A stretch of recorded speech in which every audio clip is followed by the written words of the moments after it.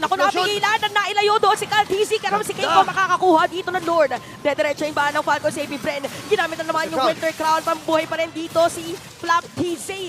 At si Kenra medyo aaray ng moment na yun. So walang casualty para rin side na ating team fight. Pero si King Kong konting lang. Pero kakaiba ang akibat na nakikita natin.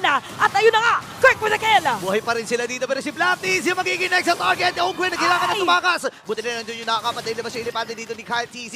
Habang may first shot na gagawin. May first shot na gagawin. Ay, bulaga! Walang tatamaan ng moment na yun. Kaya si Bruce ko naman makukuha nila. Si Kendra dito ay merong crowd control lang naman. Merong ring para sa kanila. Pero grabe mga paghatak.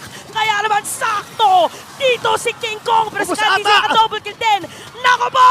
It's gonna be a shutdown para dito kay King Kong and a wipeout para sa Fnatic Onyx. Nagmamadali at sumisigaw na ang mga Sonics. Ito na at ang pagtatapos. At unti-unti na nga kinakalmot at kumakatok ang game.